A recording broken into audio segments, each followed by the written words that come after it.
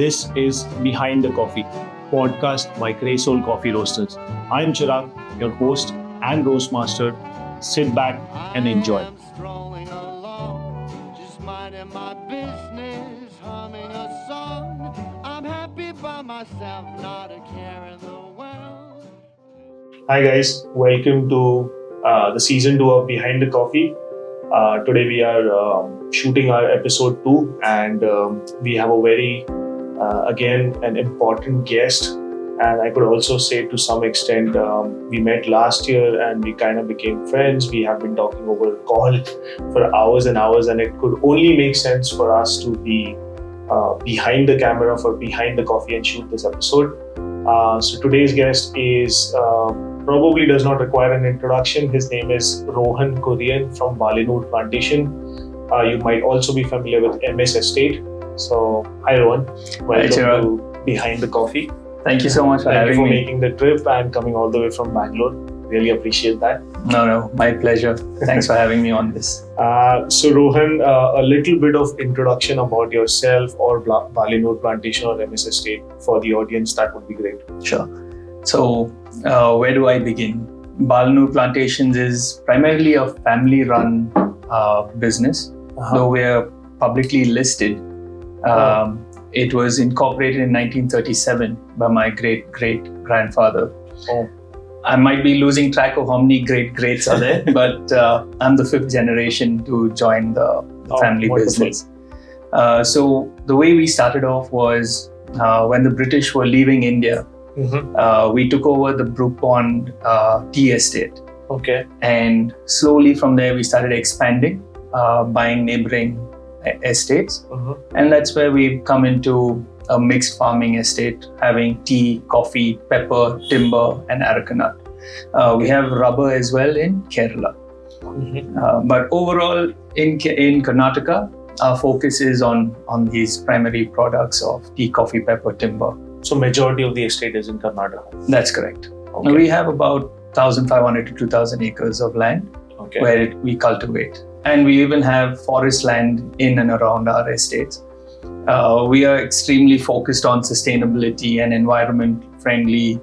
So we have about 5 to 10 acres or maybe a little more of land that has not been cultivated by us. Oh, that's nice. Because every time I visit, one common feedback that I've gotten from producers is the encroachment by the wildlife. But then again, they also say that they don't have anywhere to go. So they accidentally elephants would just, in search for water, they would come and they would unintentionally destroy a crop. But then I'm glad that you brought that point up also, because they also need a place, or it's their home eventually. Forest is their home. So I did not know that. So that's good. No, I mean, if you come to the coffee estate and you visited a lot of coffee estates, it's a coffee jungle.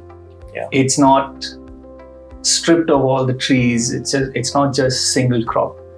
We have native trees, we have jungle trees. So you have birds, bees, you have wild animals that call our home their home. It's finding a proper balance where we both can live together peacefully. It's a task to live together peacefully because animals don't understand where they can go, what they can do. But you understand what you have to do. And if you visit the Indian coffee estates, they have large tanks, dams where water is there. You have green manure of Guatemala grass and vetiver and shrubs and bushes where what animals call food. It's an all-you-can-eat buffet for them. And the no hunting policies that we all practice, and it's forced on by law as well, just makes it a phenomenal place to be if you are a wild animal. No, but that's also important. Like I said, we all need to live in harmony. It's not that easy, but it eventually benefits all of us. The whole ecosystem, or the biodiversity, like we call it. I think that's important. But that's great. So how has the journey been so far with Balanoor plantation? From 1937 to now? It's been a good journey. It's been a journey of a lot of learning. It's been full of ups and downs. like any other business. And I think agriculture being agriculture, you're always at the bottom of the ladder. But the journey has been stressful. Okay. I can't say it's been as straightforward as it should be. I think it's got its ups and downs, and right now we're in the down phase. Okay. Hoping that things turn around, and then we come back up on the cycle. It's just a basic cycle that you're in. You'll have your up, you'll have your down. You wait for the up to come. So that's what today's episode is also about. Like you beautifully put, the romanticized image of farming versus reality is what we're going to talk about in today's episode in depth. But before we get into that, I want to also share my feedback or general consensus on the coffee that I've tried from MS Estate. I really like the coffees that you guys are producing. Though you do some great washed coffees, I've always felt that I'm not a washed coffee fan as such, but then MS Estate is one of the coffees that I had last year and eventually fell in love. And then I told you the whole story of how the whole bag ran out in 20 days. So it was phenomenal coffee. For people who have not tried MS Estate coffee, would definitely go and look for MS Estate washed coffee from any Indian roaster, and I'm pretty sure that you won't be disappointed. Thanks a lot, Chirag. Thanks a lot. So let's jump into today's conversation. Just to add on there, I think it's also what most Indian farmers do. They treat their coffee like their children. Yes. It's a very personal thing where you want your son or daughter to be the best. And it's at that focused attention to the crop, to the production process, to cleaning of the coffees before it comes out to the roasters that gives that secretive touch. Yeah. And I think the whole life cycle of coffee includes first growing the coffee, and then producer producing the coffee, then us roasters roasting it, and then brewing it. So we all play an important role, and we all are generally happy when we get a good feedback. Okay, this final cup that I brewed this morning, however I brewed it, was good or was great. Yeah. So I understand where you're coming from, because as a roaster also, if you get that feedback, it's great.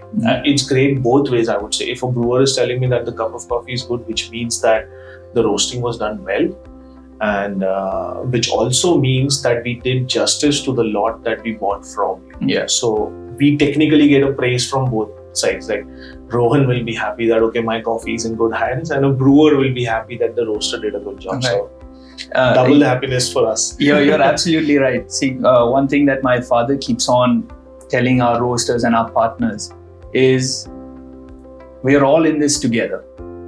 The growing part, yes, is important, but it's the roaster who decides what the outcome of the coffee is going to be. The barista, if he grinds it wrong, if he brews it wrong, Correct. If he brews it well, you get God in the cup. The consumer will drink it. You'll see that smile on their face. They'll be talking about it. There's animation in their in their body language. But when it messes up, then it's a trickle down effect, and ultimately, it's a good and a bad thing that our names are on the bag. That when it's good, the credit comes to us. But when it's bad, it immediately bypasses everything else and comes back to, oh, the coffee was bad. So two things on that front. Definitely stealing the line "God in the cup." Maybe launch a cup of coffee based on that name. And second of all, I'm glad you brought that point up. What do you feel like about the name being on the bag? As in, I understand specialty coffee is all about traceability and transparency, but when did this whole trend start, or what do you feel about the name of a planter or a producer being on the bag? So this has been going on in the West for a very long time. Okay. From the time that we've been exporting, I know the foreigner has always been trying to showcase. Obviously, it could be for marketing purposes. Do they? Because from what I know, they end up taking Indian coffee and then they blend it and the name kind of just disappears? No, not really. It does get blended, but the name still appears on the bag. Oh, it does? That the origin where the coffee has come from is in the bag. And quite a few times when my dad has traveled, I keep referring to my dad because my dad's my hero and I'm here because of his hard work. But whenever he's traveled, he's noticed our name on the bag. He's noticed a frame with his photograph and the details of the grower, the estate, the elevation, and stuff like that. So the West has been doing it, and they do it because they would like their end consumer to know where the coffees come from. It's a marketing tactic as well. Okay. But with regards to India, I mean, Chirag, when you were way younger and I don't know, Cafe Coffee Day was there. Yeah. It was the location that all of us would go to hang out with our friends. Of course. And none of us really cared where the coffee was from or who brewed it or who grew it, what was the process. For us, the whole concept of whole bean coffee was, I think, introduced by them. So we were fascinated by that, at least for me. Yeah, it definitely was. But then you never asked the barista, where's this coffee from? It was a place for you to just hang out with your friends.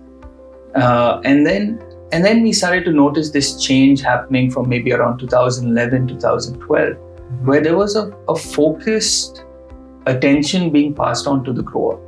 So how did it work out for you? Was the effect of mentioning the name always good for you, or it backfired also in some cases? It was amazing for us. From not getting any limelight to getting attention and getting recognized for the effort that you're doing. We've never met our end consumers of coffee. For us, our consumers are you guys, the roasters. Yes. So we don't know what the final consumer is saying about our coffee. Okay. And now, because of social media, because of our relationship, feedback is getting passed down to us, and we're getting the goods and we're getting the bads. Okay. And for us, we welcome the bad as well because we want to keep learning. We want our roaster partners to tell us, yeah, this worked, this didn't work. Did you do something different? Like I said, we're in this together. Yeah. When you do well, we do well. Yeah. So we want that kind of a feedback.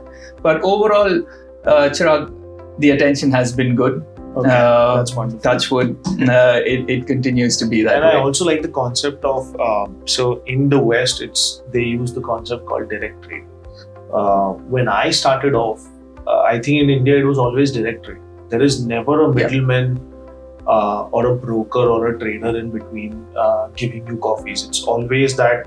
I'm glad that you made it easy, like you, Rohan from MS Estate, made it easy that we can just directly call you, reach out to you, we can come visit the farm, we can discuss green bean at length, and then we can directly source it from you. Right. So that is one thing that I've always liked, and I think that at least made me write the name on the bag or be full transparent and traceable. I think even it was not the trend in India, I think I would happily be all transparent and traceable, because for me to reach out to you was also transparent and traceable. So I think that is what I liked about, or I till date love about Indian specialty coffee, that we don't have something called as direct trade, but it is still direct trade because I can directly reach out to you and buy from you. But one more thing, Chirag, to just drive home the fact that this industry is awesome, is which other industry will you be sitting across the buyer where the buyer wants you to do well?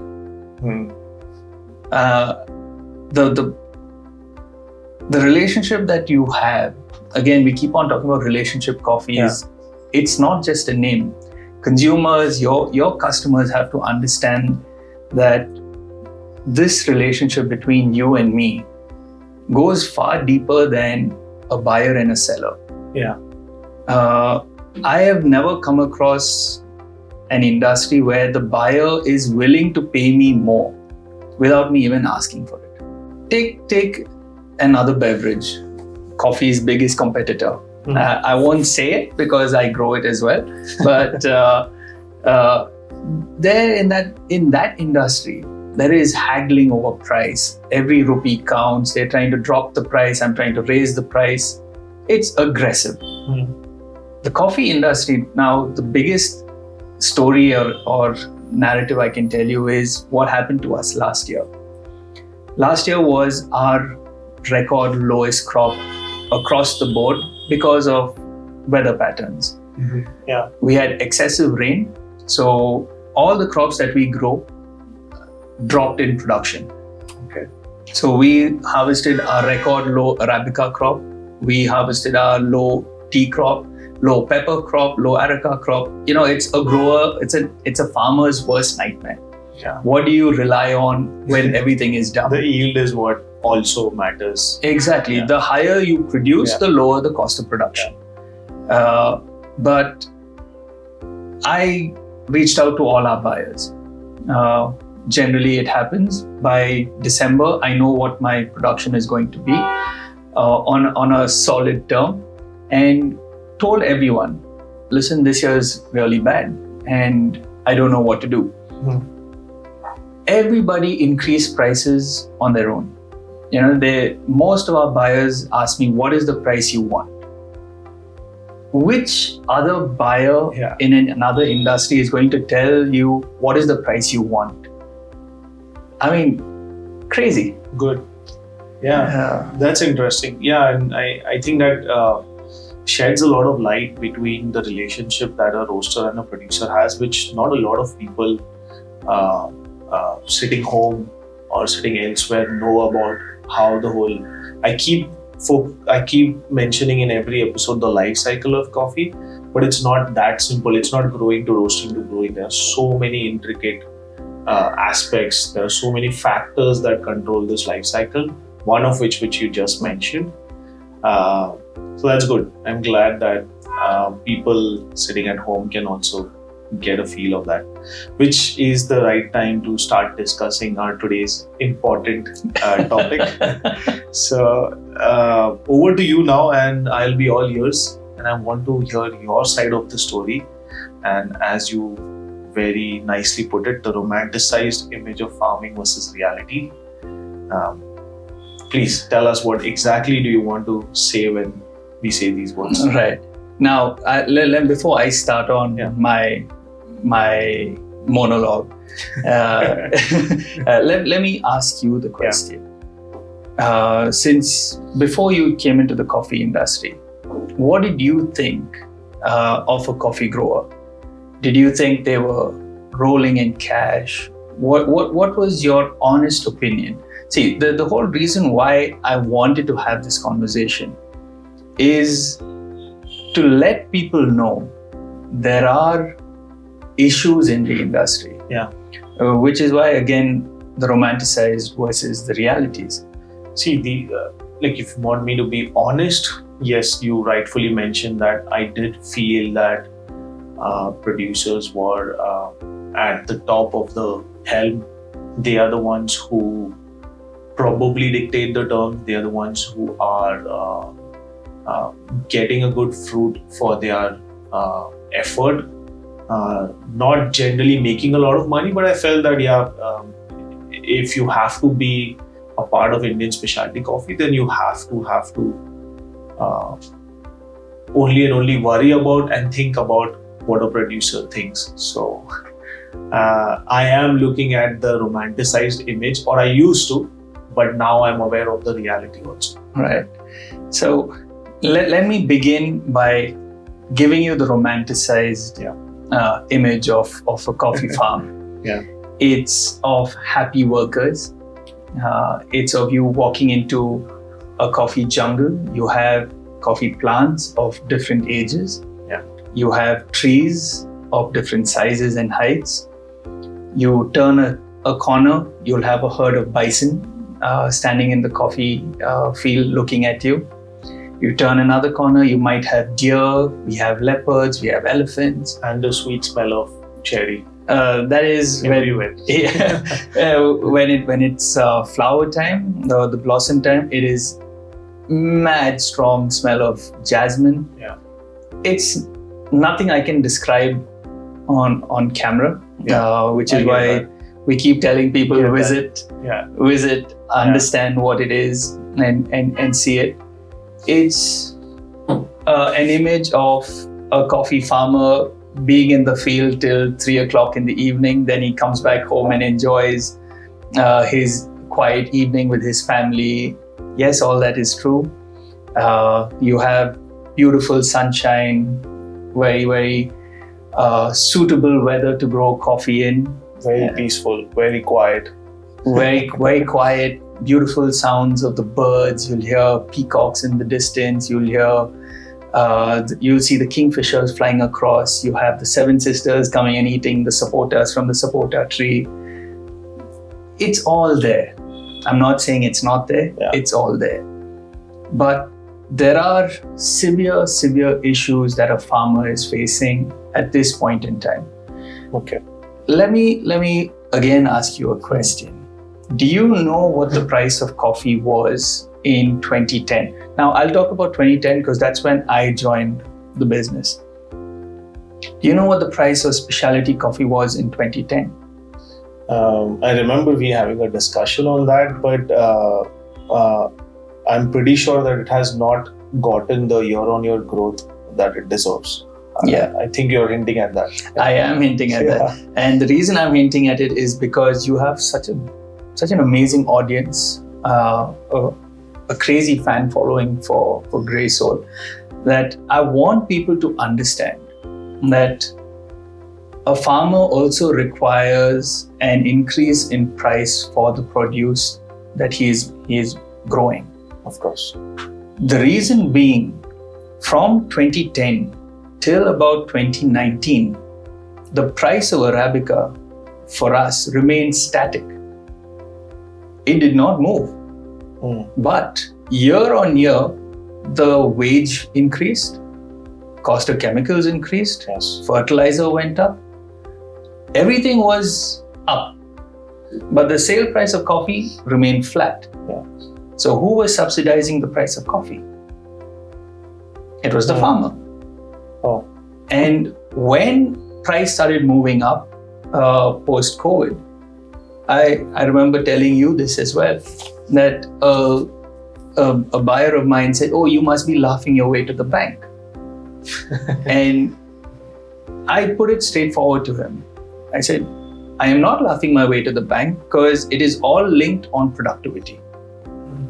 If I produced what I'm actually got the potential to produce, yes, I might have been laughing my way to the bank.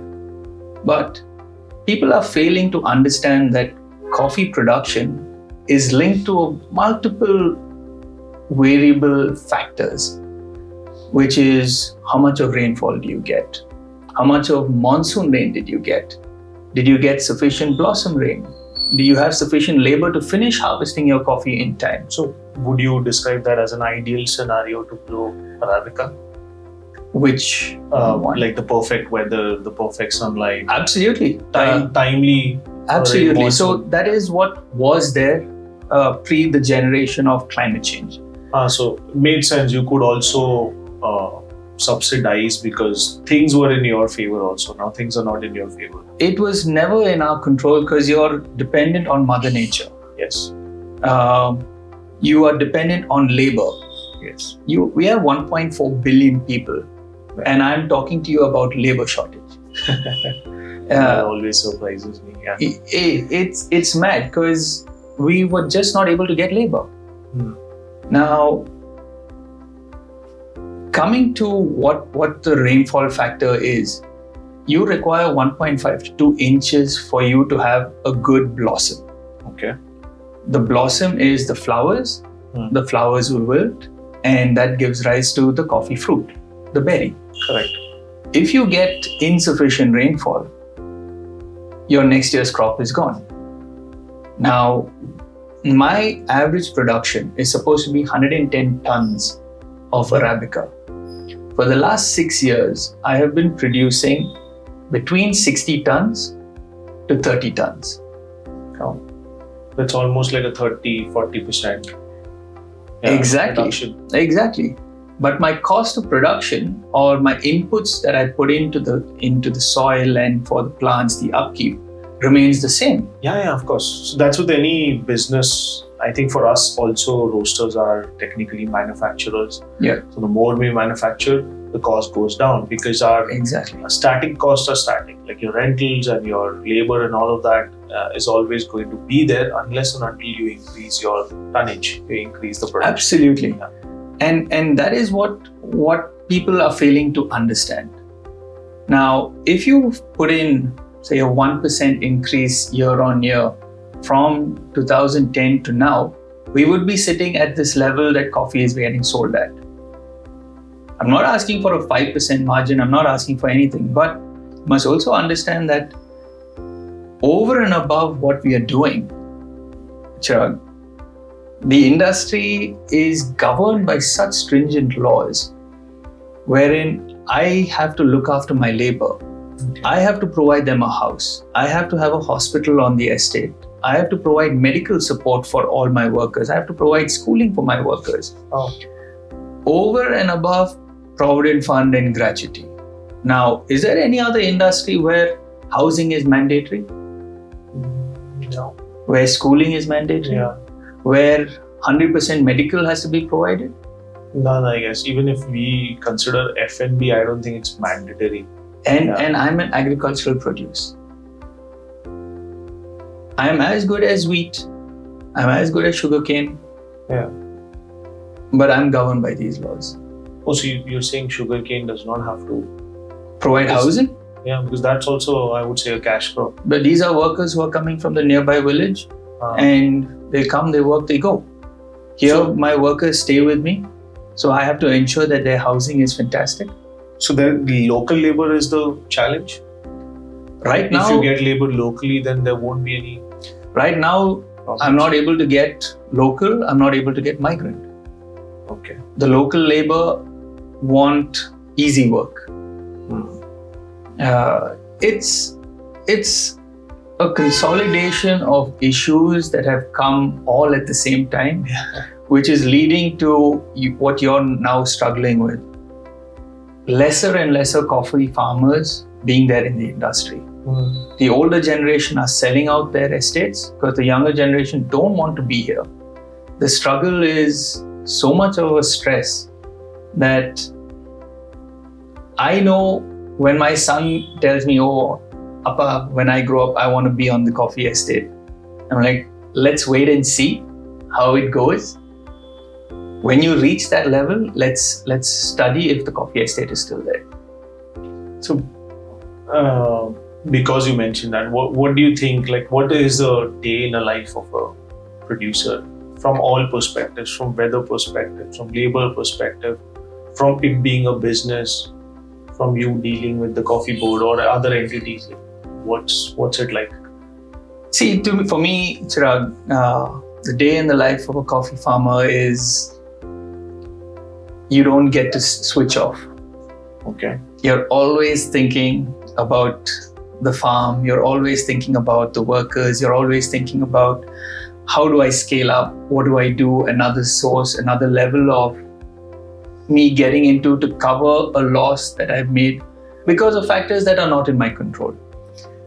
Generally, what happens is the coffee board is fantastic. We have a very good working relationship with the board. We have a good relationship with all our buyers. Like I was telling you, it's a two-way street for us. We help the buyers help us, so everything works well. Okay. The biggest issue for a coffee farmer is in that critical period of blossom, where we're on a hill. We're 4,800 feet going up to 5,500 feet up. The hill is at this gradient. You can't irrigate. You are completely dependent on Mother Nature giving you rainfall when you require it. During blossom time, I remember I was on the tea estate. I was standing on our hill, and my cousin's hill is on the other side of the road. Yeah. And I could see it raining on his coffee estate.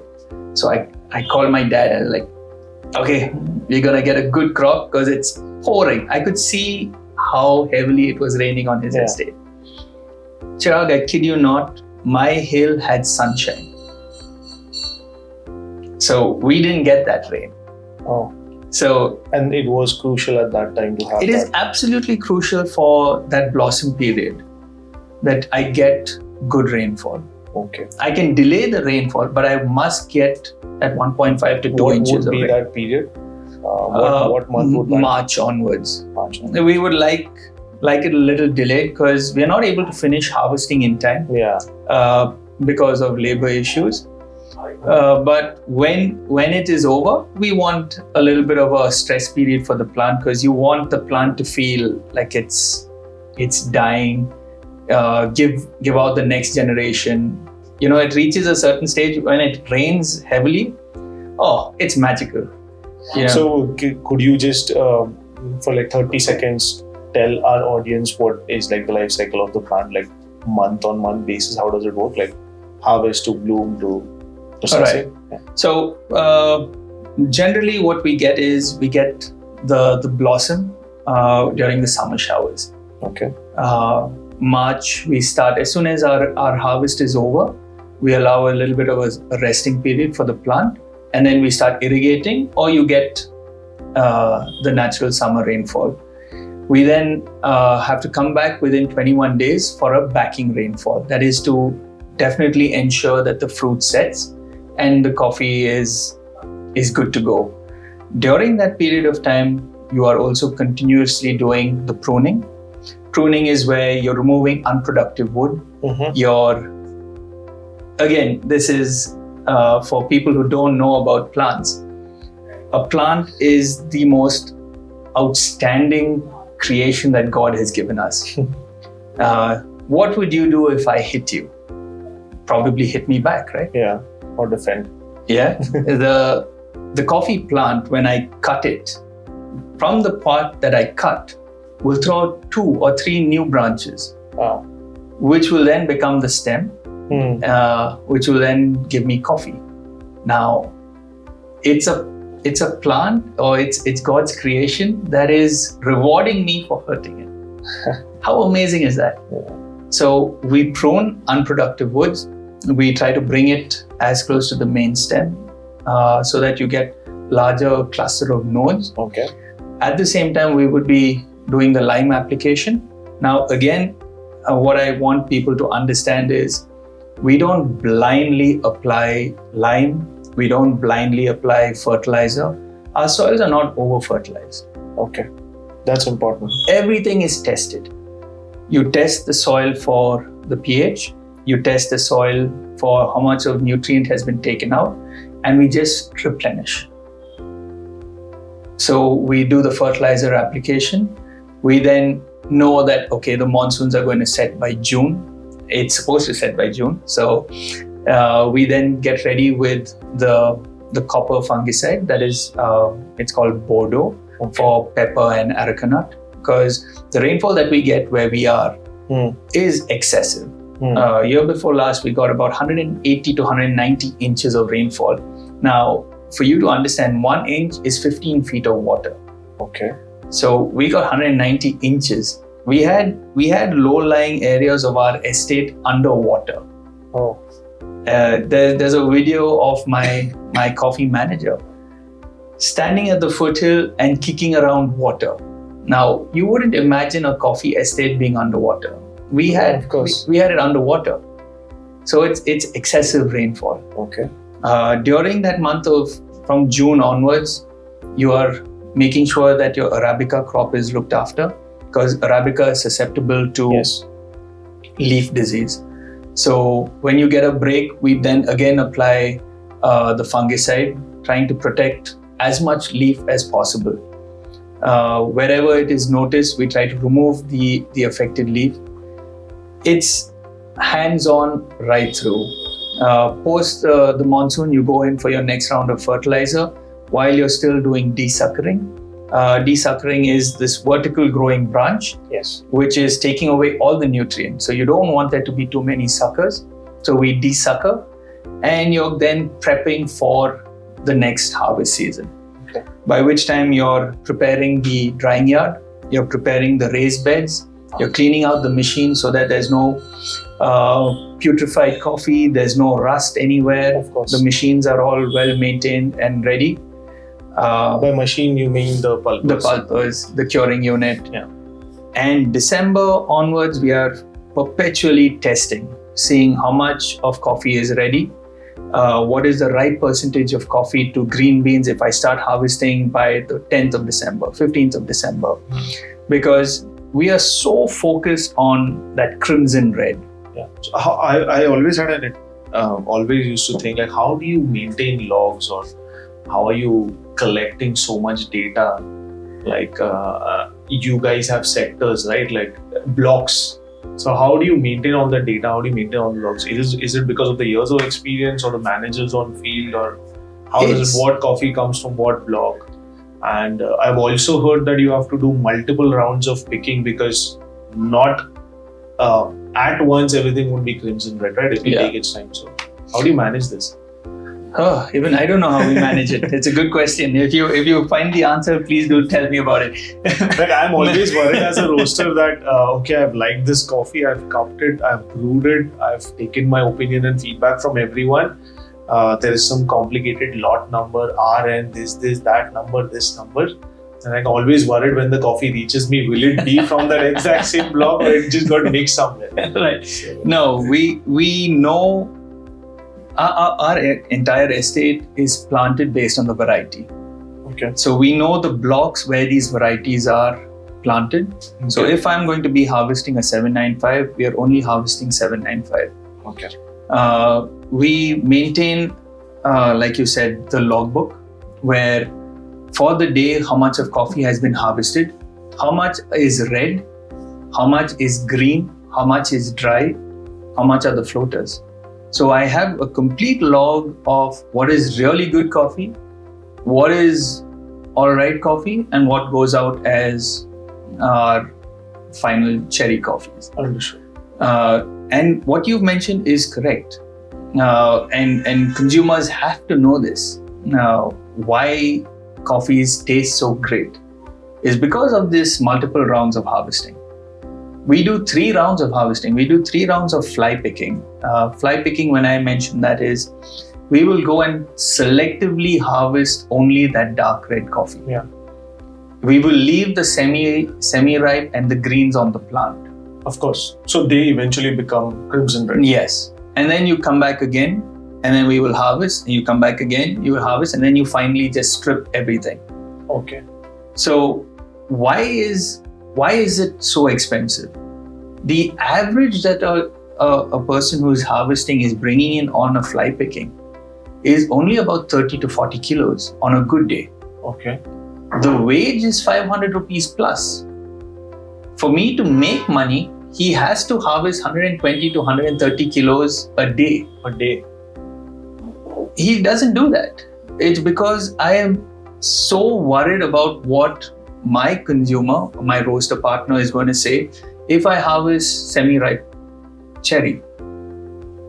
It all is this intense pressure that is boiling down from the consumer to the roaster to us. Handpicking is important. I also wanted to ask you, like, when we roast, we consider a loss. I don't know whether 20%. the audience, is so in roasting, when I have green beans added to a roaster, there generally is a loss of 13 to 19 to 20%, which means that if I feed, let's say, 3 kilos of coffee, then 20% of it would not be the roasted coffee. So 20% would be just gone.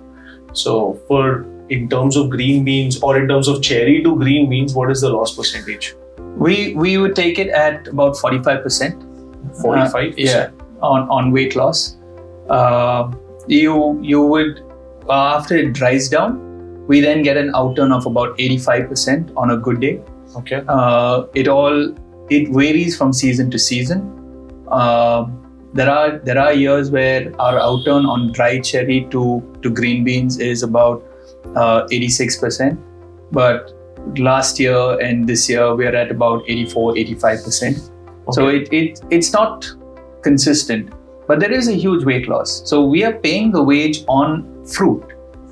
We're not paying it on what I'm yeah, of assuming course. is going to be When the you said green that bean. the person had to at least do 120 kgs, Is fruit weight. it's the fruit, it's the cherry. Is the fruit weight, and we are asking them, we are paying them even on the green beans that they harvest. So for us, again, for people to understand,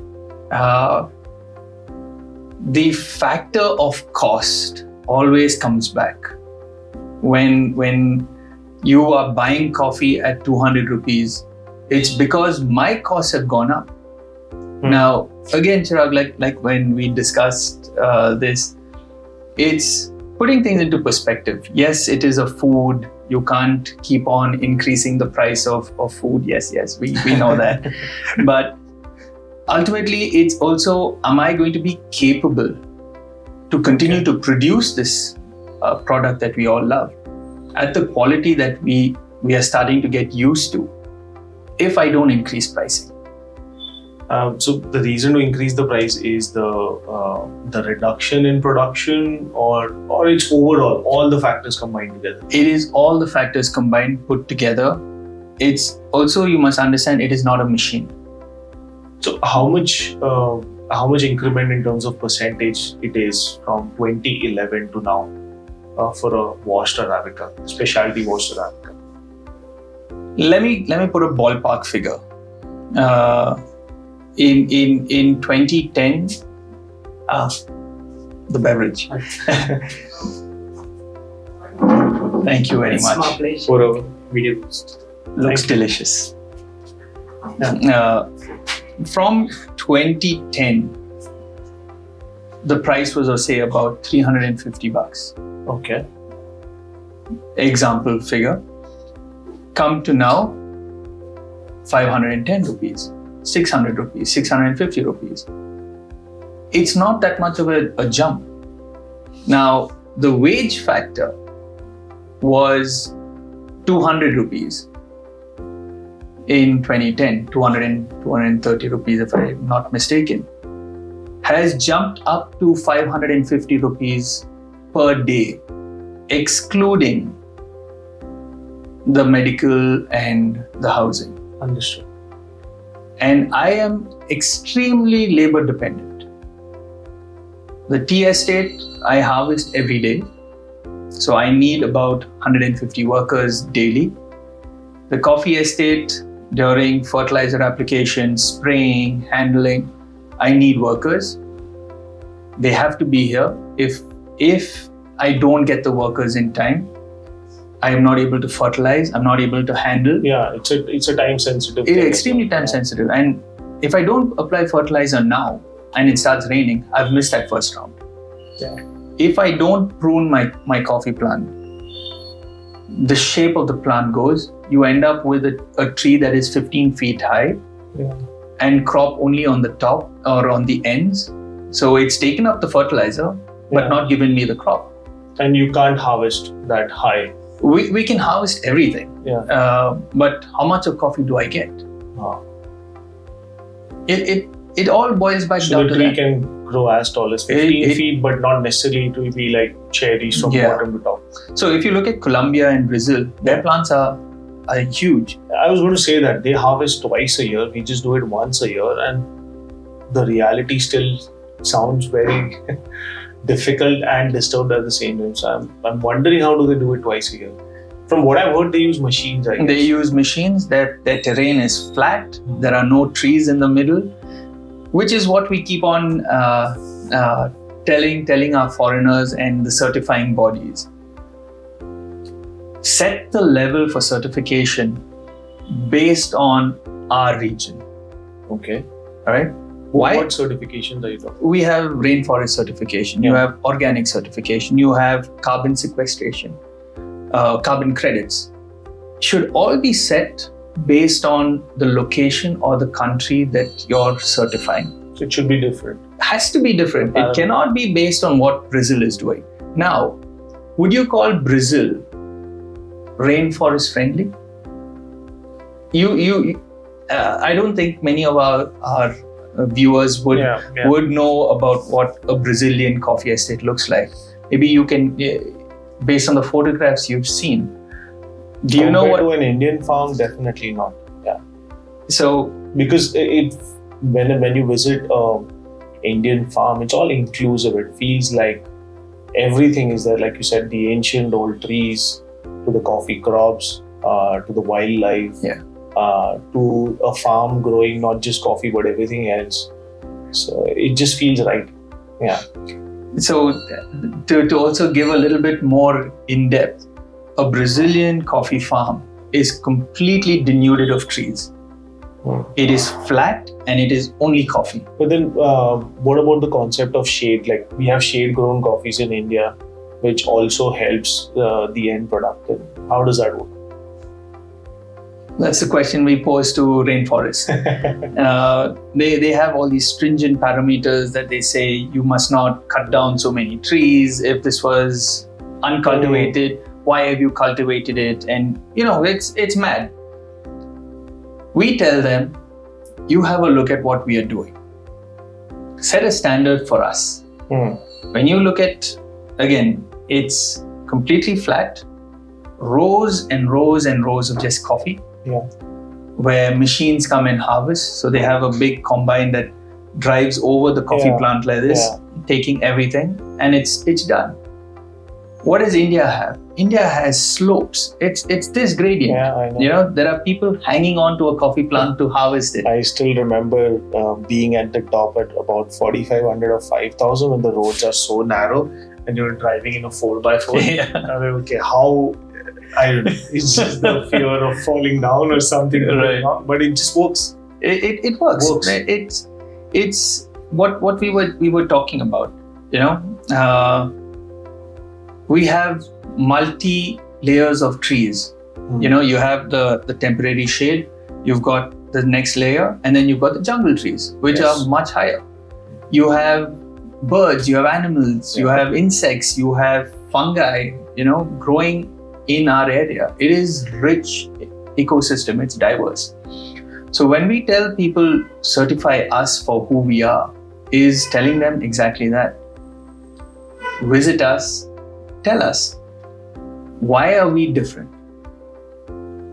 So that certification probably matters when you export the coffee, I guess. Unfortunately, yes. Because it becomes easier for people to market the coffee by saying, oh, there's a frog logo on it, or it's got a serial number on it. Yeah. And that means these organizations definitely are doing a great job, but how to give the certification based on what parameters need to change from?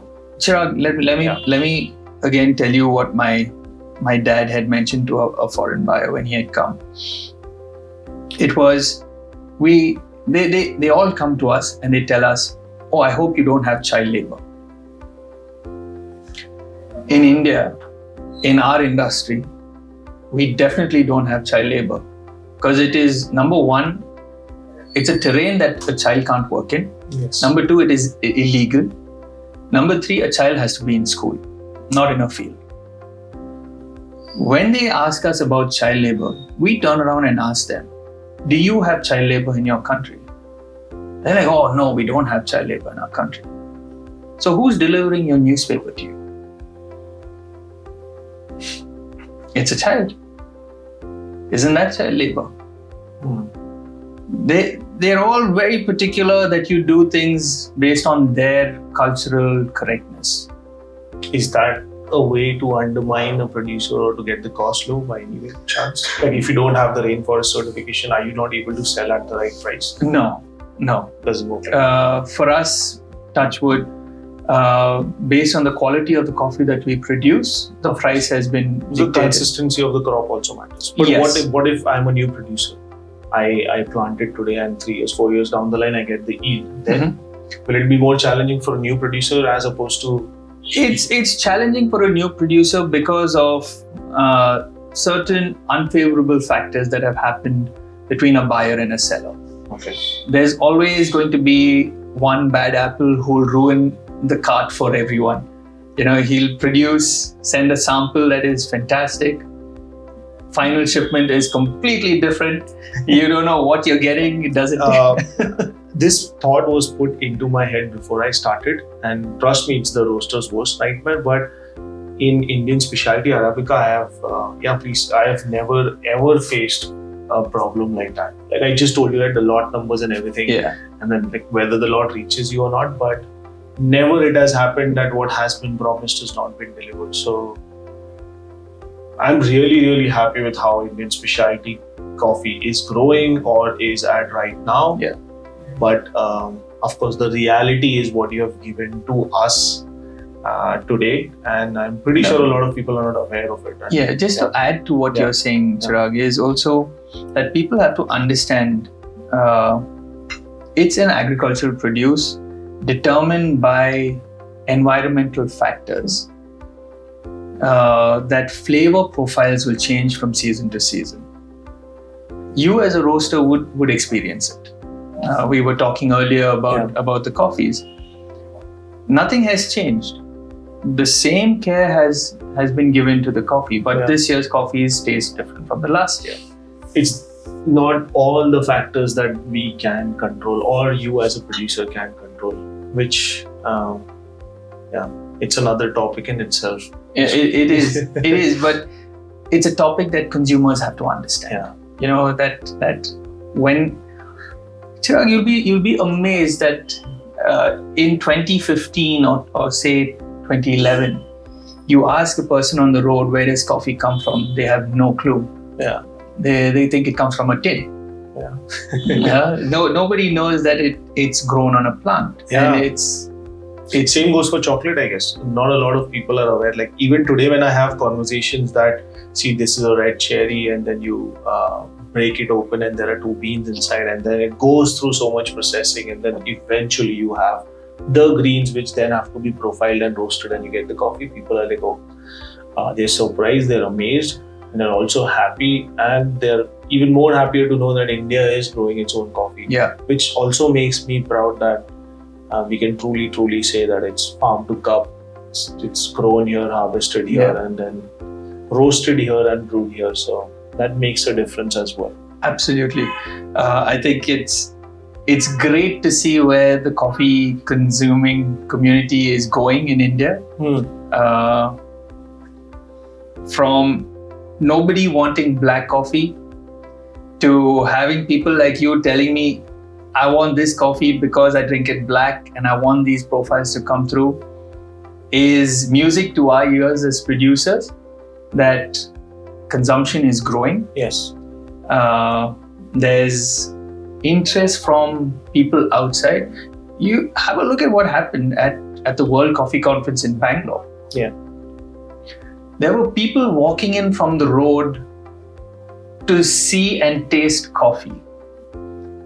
Tell me, in 2005, 2009, 2010, do you think people would have come like that to a coffee fest? Some coffee thing is happening, and I could care less. Exactly. You have. I mean, look at the podcasts. Look at the events that take place at the cafes. Yeah. We did a event at a cafe in Bangalore about Robustas. Oh, okay. And it was packed. There were people standing at the staircase. My dad, when I told him I'm going to be talking about our Robustas, said no one's going to come to listen to your talk.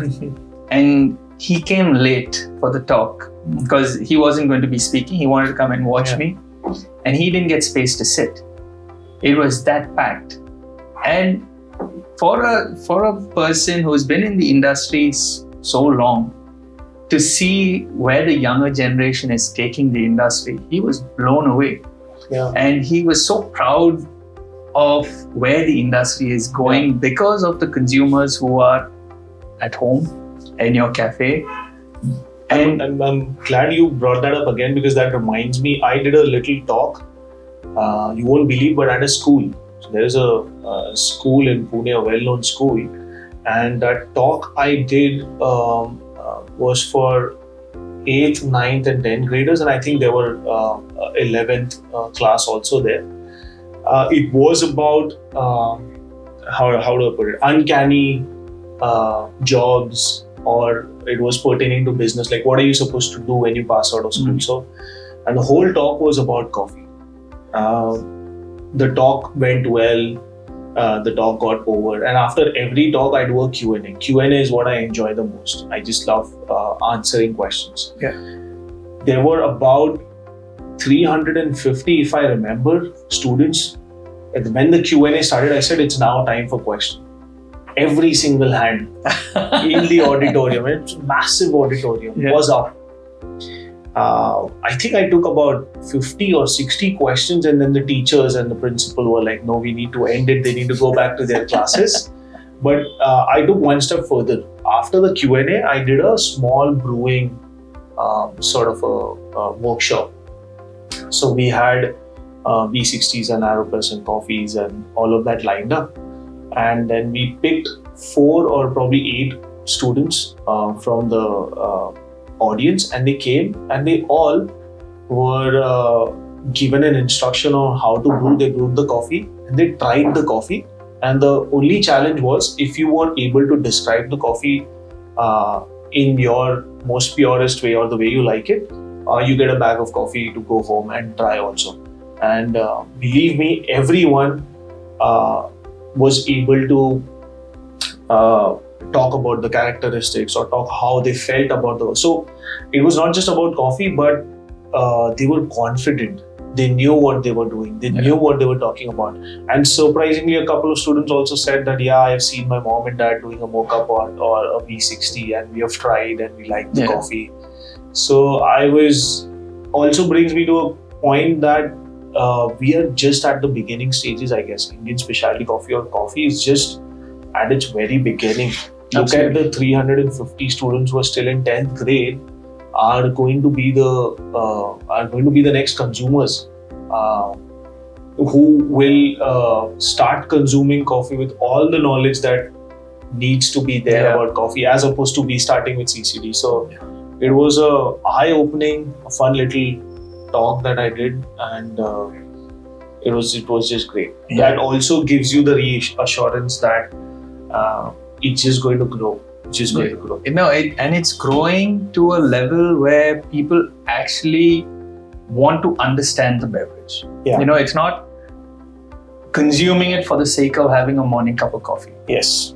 The old mentality of just having that morning cup of coffee to get everything started is done. Now I'm having coffee, and every sip I take, you're trying to figure out what is that flavor.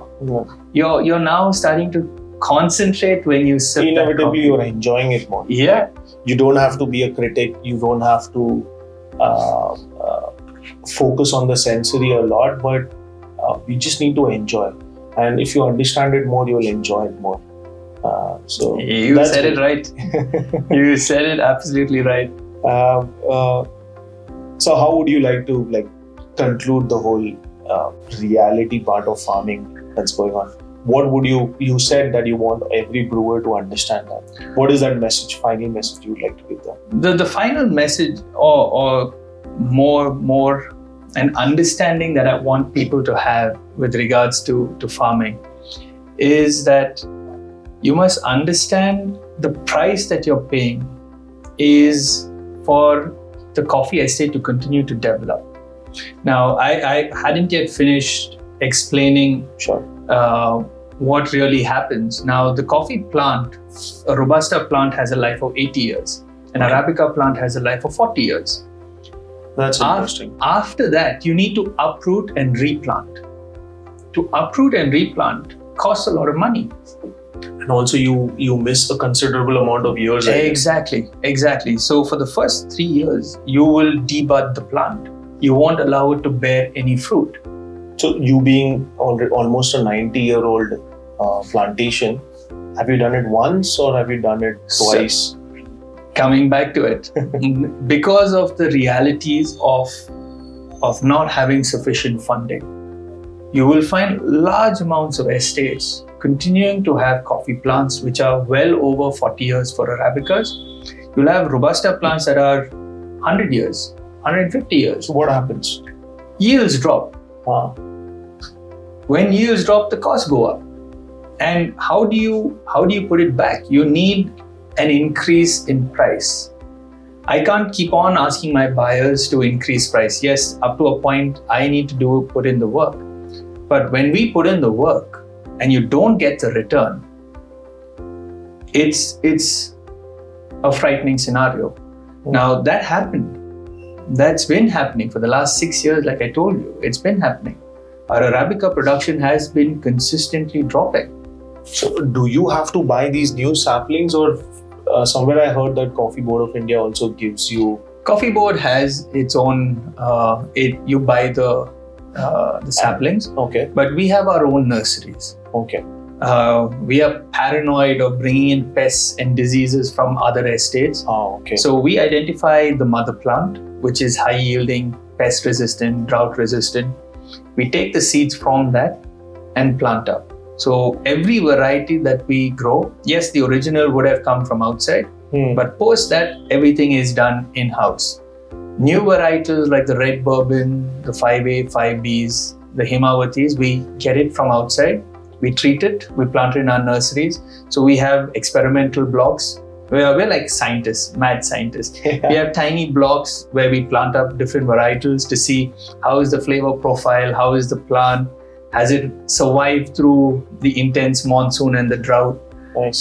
Just for us to understand, when I do replant, do I replant it with, say, an Ethiopian heirloom, or do I put a selection 9, a selection 6?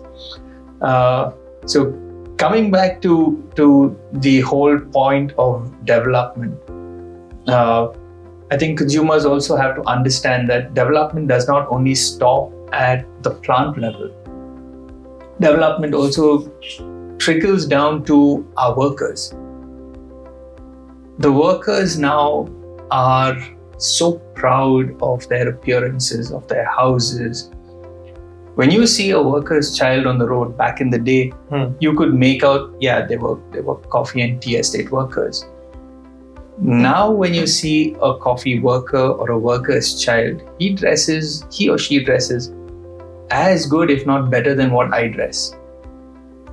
We had our migrant workers going back home for the elections this year, and I saw this group of boys walking past the muster, and I asked the manager, I said, who are these visitors who have come in? They're like, sir, these are our workers, they're going home. They were wearing fancy clothes, shoes, it was amazing to see. It just makes you happy. It makes you extremely happy. So the developmental work, when I say goes back to the workers, is that when we make money, we demolish the old British type of houses, which was a single bedroom for the father, mother, and 2 or 3 children. Yeah. You have the toilets and the bathrooms outside. The house was just a house. So we are demolishing the house, making it a 2-bedroom house. So the parents get a separate room, the children get a separate room. There's a living room, there's a dining room, there's a kitchen, there's a bathroom, there's running water, there's electricity. I don't need to do it, but we do it. It's because you have to look after everyone in the industry. Consumers have to understand that it's not just as simple as me taking money from the roaster, throwing it into the coffee estate. There's multiple areas where money is getting distributed. And ultimately, what is left comes to us as the grower. I will again stress, the last house on the estate to get painted is my house. You will paint the labor lines, you will upkeep the labor lines, you'll paint the managers and the junior managers' houses, you'll upkeep their houses. When there's money, yes, I will paint my house. If there is no money, we leave it. My house has not been painted since 2015. Because almost 10 years. We have no money. That is why I asked you in the beginning, do you, when you joined, believe that the grower is making money? The sad reality is we make money, but we're not making enough to sustain. Which is what is being eye-opening, which is frightening, because the next generation is definitely not going to be there. Estates are getting fragmented.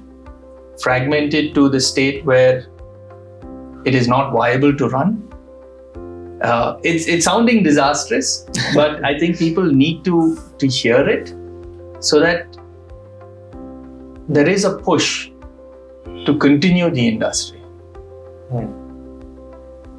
And I think we all are a part of it. So I can't complain about the relationship that my partners and Balanoor share. It's been phenomenal. I gave a talk last time and I think I nearly started crying because it's just a phenomenal relationship. I can't explain it to people viewing at home. Yeah. Only when you're sitting in our position will you understand what really transpired.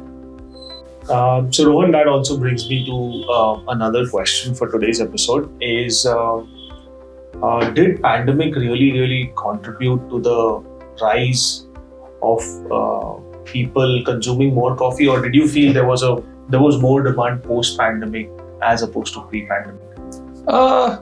It's a mixed bag. Our local or domestic buyers who were buying huge volumes during the pandemic dropped their consumption purely because cafes closed, businesses were working from home. So we saw on the bulk dealing of it, consumption coming down, but the consumption on the home brewers front going up. There was more people writing to us saying, "Oh, I tasted your coffee from this roaster or that roaster. This friend shared this bag of coffee with me. I want to know more." Post the pandemic, we were getting more consumers writing to us, asking us about the coffees and the processes that we followed. From a sale point of view, I think we've always been fortunate that whatever we produce by the month of Jan, I'm already sold out. So we would not be the ideal people to explain to the consumers or the viewers whether consumption has gone up. I think the best person to answer that question would be you. I'll pose that question back to you, Chirag. Yeah, so I think Grey Soul Coffee Roaster started in 2021. Still the pandemic and the COVID fear was still at large, I guess. But I always felt that yes, I saw a rise during that time because even for me, I was sitting home, I had my mocha pot, I used to experiment that with a lot. So instead of having one cup, I ended up having 3 or 4 cups. So yeah, you're right, the question can come back to me. I definitely saw a growth in my personal consumption as opposed to Grey Soul Coffee Roaster selling the number of bags. Yes, it did increase in the pandemic. So yeah, I think brewers brewed the most amount of coffee that time. Roasters roasted a lot of coffee that time. And I think producers eventually got more closer to consumers, I guess. I think that is when the names like MS Estate kind of also became very synonymous or common from home to home. I think one thing that we noticed was during the pandemic, the consumption of black coffee increased. Yeah.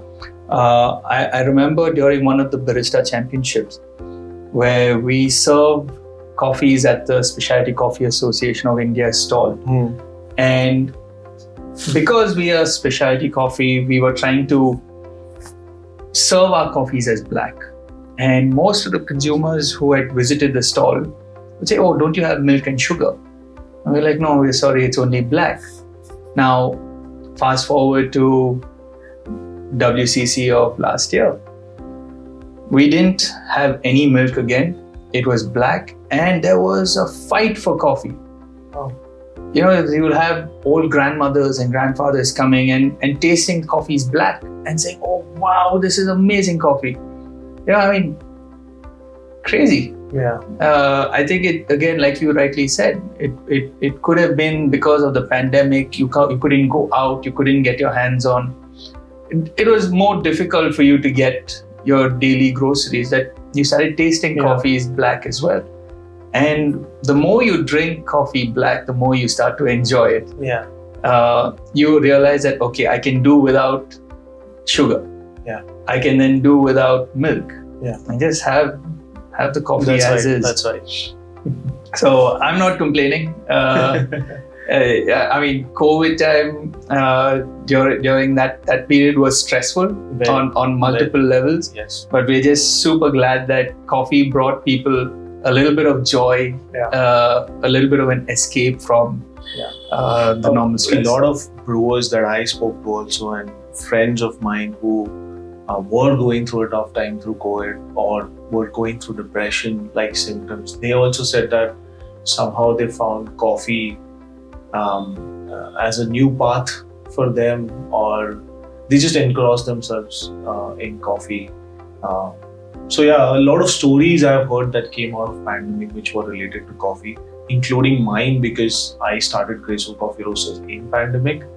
But yeah, nonetheless, it was very stressful and it's not a good period at all for a lot of people. Yeah, I get that. And it's also because the process of making coffee is so relaxing. You know, that 5 minutes or 10 minutes or whatever you want to do, your mind is blank. You're just focused on that, on making coffee. And things are slow. Even the way you pour water, Yes. you know, you see the way it drips in. You watch the bloom. I mean, beautiful. I mean, I'm here to tell you about the realities of coffee, 100%. but it's I think all of us who are watching this podcast, or you or me, will agree on the fact that that process, that 3, 4, 5 minute process, is just exceptional. Yeah. And that makes you want to fall in love with coffee every day. Absolutely. And I must tell you, it's an industry or a business where I'm blessed to be in, because you get paid to drink coffee. I'm in the office brewing my coffee, and when my friends come in, they're like, "What are you doing?" I said, "I'm quality testing." Yeah, that's the right way to put it also. Yeah.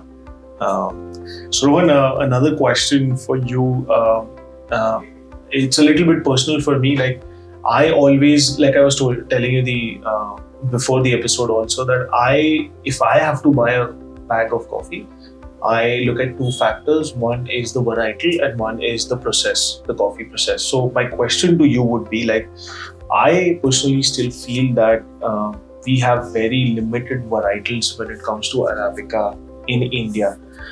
Is that correct, or is that the case that we only find certain varietals like Chandragiri or SLN 795s everywhere? Or if that is correct, then why are we not planting more varietals?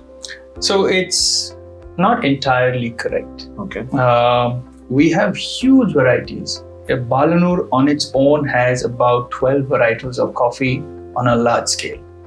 You have the 795, you have the 9, you have the 6, you have a BBTC, you have a Kaveri, you have a Chandragiri, you have an Ethiopian heirloom, you have a 795 organic, you have a 5A, you have a 5B, you have a red bourbon. I mean, these are varietals that we are growing. The issue that you are facing as a roaster is that most of the estates are mix planting. So your block will have 795, it will have a Chandragiri, it may have a selection 9. So you're not getting that single standalone variety. Okay. So you're getting a mix. When it comes to India, we have n number of varietals. Okay. But a grower is now, because of where the industry is going, he's now not only worried about how much of coffee does the plant produce, he's also looking at the cup characteristic. He's looking at the bean size. Okay. So I wouldn't completely agree with you on the varietals. It's there. It's for us now as growers to have single block of each independent variety rather than a mixed varietal. Because I know our varieties are unique. We asked our international buyers, is there any variety from abroad that you want us to plant up? Mm-hmm. And he was categorical. He's like, if I wanted to buy an Ethiopian coffee, I'd buy it directly from Ethiopia. Yeah. Why would I buy an Ethiopian variety planted in India from you? It probably won't retain all the characteristics. It won't. It won't. So he says your unique varietals of selection 9, selection 6 and 795 Chandragiris are unique to India. Yes. So plant it up, look after it, and we'll continue to buy. And I think for you all as roasters, it's more putting your boots on, visiting the estates, identifying the block that you want to buy from, and see if you can get that. Because the varieties are there already. Understood. Another question to you would be most common debate, I would say. Yeah. What are your thoughts on Arabica, Indian Arabica versus Indian Robusta? Considering you just did a talk, I guess. I was not aware of that, yeah. For us, Chirag, we can shamelessly tell the viewers, we've got some of the best Robustas in the world. Okay. Absolutely no doubt. You take it on a large scale production of Robustas versus Vietnam, versus Uganda, on a large scale. I'm not talking about micro lots of 100 kilos, 500 kilos. I'm talking about containers. Okay. The Indian Robustas are far superior than the rest. In what sense? Like? In the sense that, yes, the characteristic of harshness, that normal back of the head memory that you have of it being not nice, isn't, I can't say not nice. I mean, that harshness of coffee is going to be there, but it's going to be much milder. Okay. Now, the process that we follow, at least at Balanoor that we follow, has muted the harshness of the Robusta. One example I can give you is we had a buyer write to us from America asking for Robustas. Okay. So we sent him the variety, the sample. He cupped it. 1 week went by, 2 weeks went by, no news from him. 3rd week, my dad tells me, write to him. Find out what happened. We sent the sample. He's received it, everything looked right. Yeah. So we asked him what happened to the coffee. And he writes back to me and he's like, oh, Rohan, unfortunately your coffee got rejected. So I said, okay, that's hurtful. No grower likes to hear that the coffee got rejected. Yeah. So I asked him, what happened? Why did it get rejected? And he replied saying your coffee was too clean to be a Robusta. So I said, I'll take that as a compliment, but I'm still hurt that it got rejected. Which if you ask any roaster or any cupper, achieving a clean cup is a task. Is a task. Yeah. And what? So when you ask me the question between Arabica and Robusta, it's like comparing apples and oranges. Okay. It's coffee, yes, but it's two different characteristics. So there is an audience for both. Yeah. Absolutely. And I think right now the audience for the Robustas is increasing. There are 2 reasons for that. One is the most important reason, economics of it. Okay. Arabicas are getting more expensive. Well, okay, not in today's terms where Robusta is almost at par with or a little more than Arabicas, but generally the Robustas are way cheaper than the Arabicas. So the economics of it makes sense to drink. If you like coffee and you need your cup of coffee, have a Robusta, it's easy on the pocket. The second thing is, people are now opening their minds to the fact that Robusta is no longer the stepchild of the coffee industry. They're willing to take the Robusta, they're willing to blend it with an Arabica, see what is happening. It's unfortunate that we were just blindly following what people elsewhere were doing, where Robusta was always beaten down. Again, another story. We have a lot of foreigners who visit the estate, because we tell all our buyers, visit the estate, certify for yourself what we do, so that you can go back, because you as a roaster are the face of our coffee. Correct. Explain to the consumers that, I visited the farm and this is what they do and what is unique to us. So we had this group of Australians and Germans who had come, and the absolute picture of a coffee snob. I will only drink Arabicas. I will not put Robusta to my lip. It's not for me and stuff like that. And my father, like me, takes things very personally when anyone says anything bad about coffee. So he calls the factory, the curing unit, and tells them, okay, tomorrow we're coming for cupping. You've already set aside the Arabicas, which they normally buy. Have a second round where we'll put Arabica cherries and throw in a Robusta Parchment Capi Royale. That is the bowl size, specially washed coffees. Put it along with the Arabica cherry. So next day we go in, they cup the Arabicas, they do the first round, they do the second round, they make their notes, discuss, they tell us, okay, I like this, I like this, I like this, and we clear the table. And Dad tells them, okay, now we have a special round for you. We won't tell you what it is, but we're going to set it. So again, it's Arabica cherries, a Robusta Capi Royale. Yeah. They cup it. They do a second round. They do a third round. And they all pull out one coffee. So my dad gets it's all done blind, so it's all on number. Yeah. He asks the factory manager, what is this number? He shows the book to my father. And he tells all the guys who've cupped, so I think you guys better sit down. Drum roll. And they sat down. He says, the coffee you all pulled out is a Robusta, which you said was better than Arabica cherry. Yeah. They couldn't believe it. But Chirag, none of them bought even a single bean of that Robusta. Yeah. So, to answer your question, it's comparison of two uneven products. It's for us to start blending, and for roasters, to start explaining to the consumer that Robusta is not a bad coffee.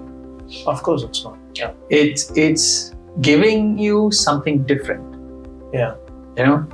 Have a look at a 100% Arabica espresso versus an Arabica Robusta blended espresso. You'll notice night and day difference. Yeah, this might be floral, this might be more complex. But do you feel that it's too early for us to try Robustas, wherein we just started brewing a lot of Arabicas and getting used to coffee? On the contrary, now is the right time for us to strike. Okay. Because we are now training our palates. You're training your palate to like coffee. Because you're a coffee drinking community which adds milk and sugar. And we are training our palates to drink it black. So you're teaching someone who has very limited knowledge on the newer things of coffee. So the community right now is at the right stage for us to introduce Robustas into the market. Yes. Whereas if we're going to continue to sit on our high horse and say, only Arabica, you're training more and more people to enter the industry saying, oh, I don't like Robusta. It's already coming in with a negative From what I heard and also saw on my several visits to the plantations,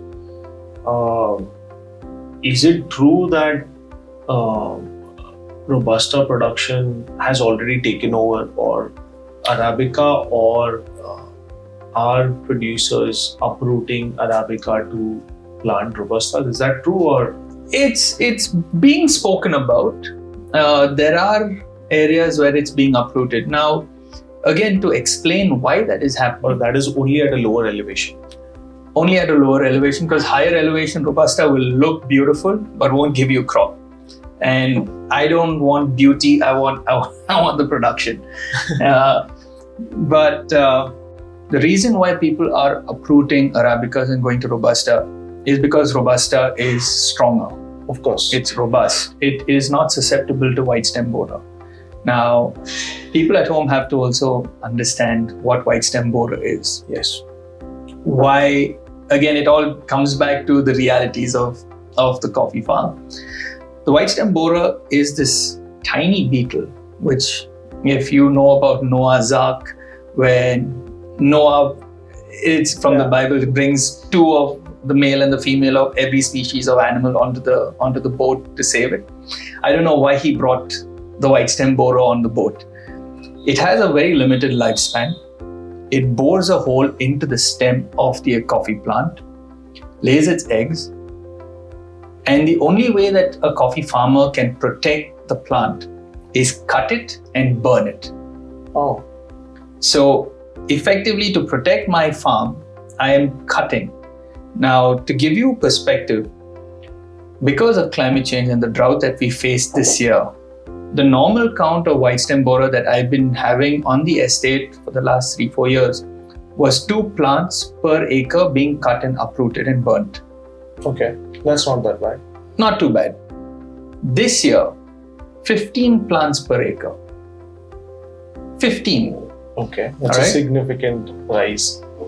There was a time when we had the drought, I think 4 years ago, and we had this similar count. And I was walking in the field, and we came up to a point where it was like I walked into a playground. There was absolutely no coffee there. Oh. I asked the manager, like, what is this? Imagine this, Chirag. We're in the middle of the estate, you're walking through coffee, you're navigating, and then suddenly you're open land. You're like, so, white stem borer. It's frightening. It is absolutely frightening. So, cut as in, what about the plant? Will it ever yield, or so you have to plant a new one? Identifying where the beetle has entered, and you're cutting below that. It grows back. It'll grow back, but when? It'll take time, yeah. That crop is gone. It's gone. The coffee board is advocating for stem wrapping so that you get some crop from the plant for at least the next 3-4 years. Stem wrapping? Yeah. It's like a bandage. Wow. You dip it in a chemical and you wrap the stem. But then another labor-intensive task. I'm glad you're now getting on board. But that's what's happening. Now, why are people uprooting? Robusta doesn't have white stem borer. The handling of Arabica. Now, Arabica is like a woman. Very gentle. You treat her nice, she treats you well. You can't cut like how you cut a Robusta. Now, when I prune an Arabica plant, there's a certain branch that you can cut.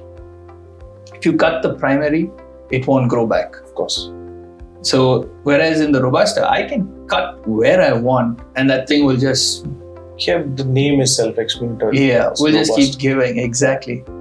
But not the case for Arabica. So, the quantum of skilled labor that I require for Arabica is more. The quantum of skilled labor that I have is diminishing. Tracing a white stem borer is done only by people who know how to do it and know what to look for. If I give it to my migrant workers, they'll probably cut every plant that I have, or they'll leave everything and come back. Yeah. So, yes, you are what it is there. It's difficult to conclude because, see, you have a bigger responsibility, and I would say that you have a nation to serve here. That if you are not planting Arabica anymore, then no one gets to try any Arabicas, as opposed to you having challenges at the farm level wherein, what can I do? I cannot grow Arabica because then there are some issues that you're facing where you have to cut the plant. But then again, you're fetching a higher price for Arabica compared to Robusta. So if I were in your shoes, even I would not. It's not a simple answer. No, if it's coming to the quantum of money, Robusta produces a lot more. You have to look. Yields are way at higher. the end of the day. Yields are higher. So net, I would say it comes down to this. Boils down to the same. Yeah. Yeah, and going to be tough if things remain the way it is. You'll see people pulling out of Arabicas, going to Robustas. There's always been talk that Vietnam is pulling out their coffee, is going to rubber, they're going to other crops. Yeah, I was in Vietnam 3-4 months back, and it was Robusta all over the place. But they've always been Robusta. But what I'm saying is, when the price goes up, like what it has done this year, you'll have farmers saying, "Oh, I'm going to plant up coffee next year. I'm going to do this. I'm going to do that." They'll plant up, yields go up, you'll see the price tank, and then you'll hear the same conversation happen. "I'm going to uproot my coffee. I'm going to go to another crop."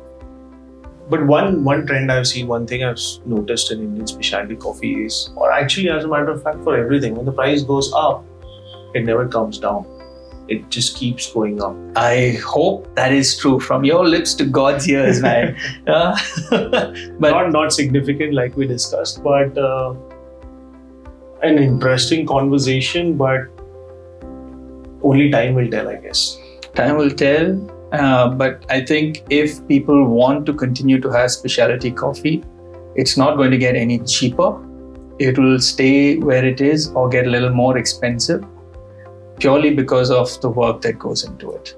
The reality. Another question that I've always wanted to ask is, you are a well-traveled man. Like, you've been to coffee-producing nations. You've been all over the world. Do you feel that we are lacking something in terms of innovation, be it processing, be it machines? Do you feel Indian specialty coffee is behind somewhere? We have been gifted that India is where it is. We are able to import machines.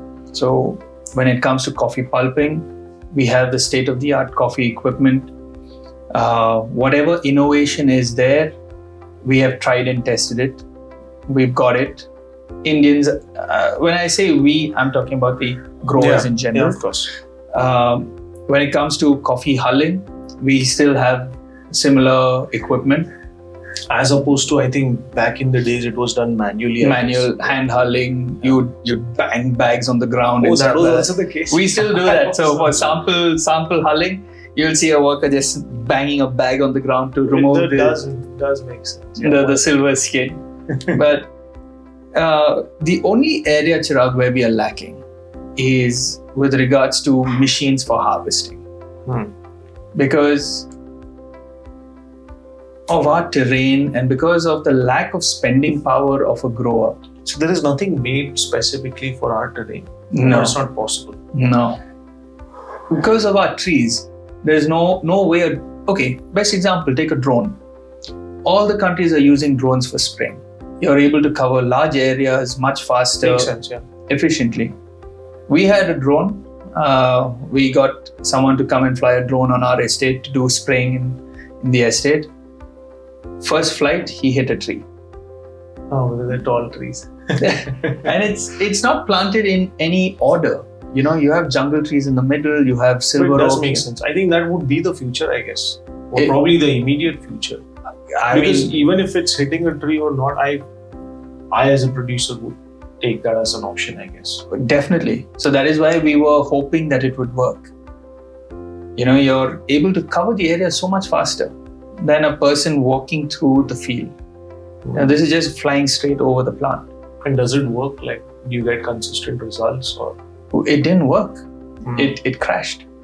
so are you planning to try again? If they come up with camera sensors on board and Wow. stuff like that, then definitely we're open to anything.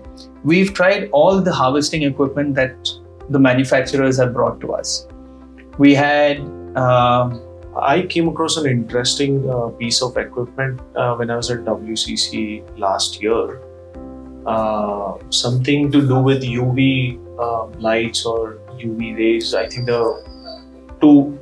especially to identify the defects or the cuts and bits. I think it goes through that. Is that something that we are using at Indian farms? the defect haven't point. seen The this. defect point that you're talking about comes at the hulling stage. Or are we still too heavily reliant on hand garbling and hand sorting? Right now, we are extremely reliant on hand garbling and sorting. I'll tell you why. We have camera sorters. We've Okay. got two lines of camera sorters, which, for people to understand, Yeah. is this camera, which you program the color of the bean that you want, and the computer will sense the variation in the color. And as the beans are falling down the waterfall, tufts away, they go chup, chup, chup, chup, chup, chup, chup, knocking out the defective coffees, and the good coffee comes down. But nothing beats a human eye. I think we also take pride in that. Every year we buy a crop also. We heard from the producers that this was specifically hand sorted or hand garbled or 2 rounds of hand garbling it has gone through. It gives you that sense of calmness and peace that, as a roaster, I can blindly have my green beans dumped and I don't have to worry about the defects. Right. Yes, but doesn't seem like a foolproof plan or how long it's going to last.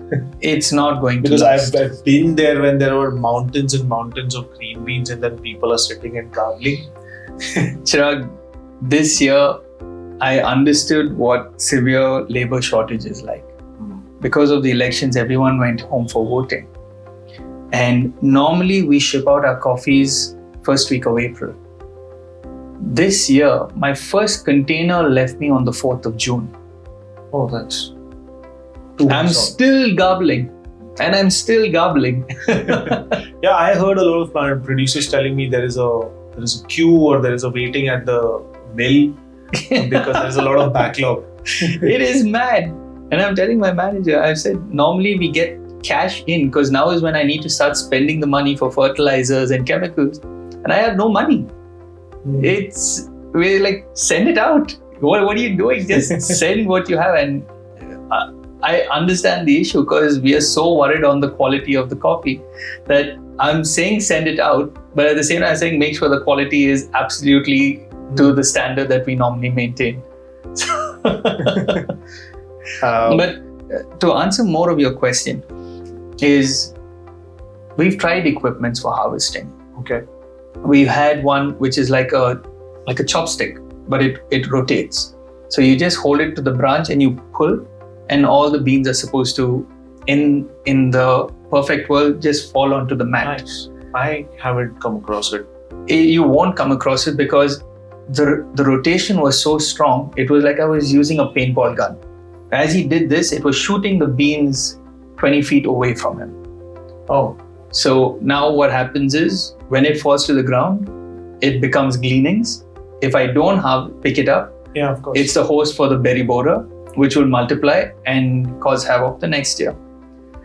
Next thing we tried was the olive harvester. These are like fingers. It goes like this. Mm-hmm. And all you need to do is hold it from the top of the plant and pull it down. Yeah. It works in Brazil because there they cut everything.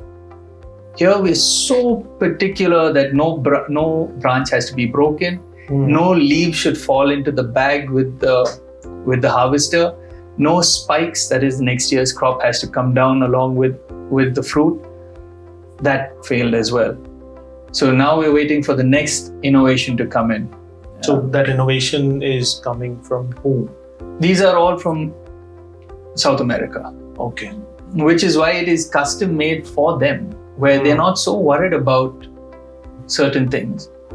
The varietals are different. So the structure, the architecture of the plant is different to what we have here. So yeah, that answers your question. We've got innovation. Yeah. What works has been implemented. You'll have growers having color sorters in the pulp house. Yeah, So- I've seen those. Yes. So only crimson reds are actually getting pulped. You'll have people with fantastic new age camera sorters in curing units in the drying mill. We've got bagging machines where we earlier had 5 to 10 people for bagging. You have just 2 people. The garbling is always going to be there because I'm still so particular on the quality of coffee that goes up. What do you think on the processing front? Like, are we innovating enough? I Or think do we have the right knowledge? I think we are innovating. It's an industry where I think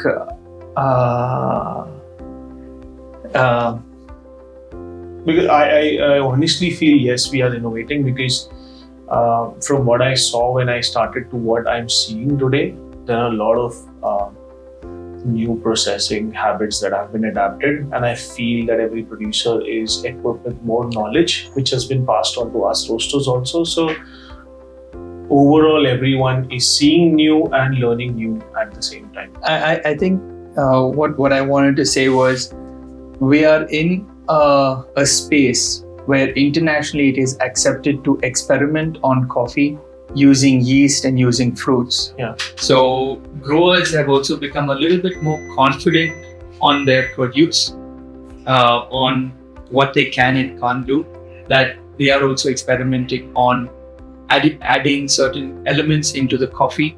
You'll have producers having stainless steel drums, taking it to the next level of precision for fermentation. They know what is the temperature, they know what is the amount of pH in the water. We are there. I think we've had an interesting conversation with Rohan Kuriyan here. Got to understand the real image of what farming is all about as of 2024. And I'm happy that more than that, me personally and the audience got to know a little bit about innovation, the challenges, the medical aid and the housing and everything that you mentioned. Was eye-opening, was interesting, was fascinating at the same time. One last question to you, Rohan, and that would also conclude and summarize the whole episode, would be a question probably you have been asked before, is what is the future of Indian specialty coffee going forward? As we are in 2024 today, what do you think is the future for all of us, the whole industry, the life cycle? I think the coffee industry is in good hands. Okay. Looking at what the roasters are doing, the way they play around with the coffees, the way the consumers are so interested about where their coffees are coming from, what they want to buy the next time around, what the producers are doing at ground level. How do I manipulate the coffee profile? How do I look after the estate? Yes, there are headaches. Yes, there is challenges. Which industry doesn't have a challenge? But like I kept on saying, as long as we are in this industry together, as long as everyone has a chance to walk forward together, of course, the industry is going to just move from strength to strength. And for that to happen, we need the assistance of the consumer, we need the assistance of the roaster, we need the assistance of Mother Nature, and I think India has the capacity to be the next biggest consumer of the beverage. And that's what we should aim for, rather than just exporters. We should be also a country that is consuming an equal amount of which we are producing. And why not? Yeah. And why not?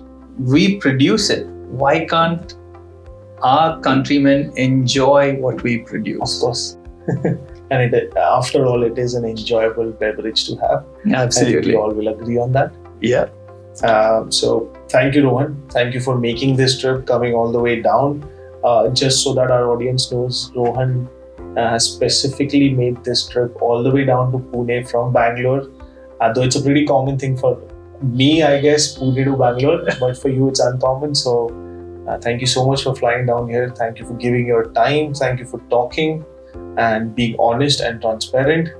And really appreciate that, you and what your dad has done. For the audience who does not know, Rohan and his dad has done a lot to contribute for the whole Indian specialty coffee industry, and we're very happy to have you as a producer that we can source coffee from and know that the end product or the final cup is going to be great. Thanks, Chirag. Thank you. Thank you so much, my friend. Thank you for coming. It was a lot of fun. Likewise. Talking, and thank you all for listening to me ramble on. This is it, guys. This is Behind the Coffee, episode 2. I'll see you guys in the next episode.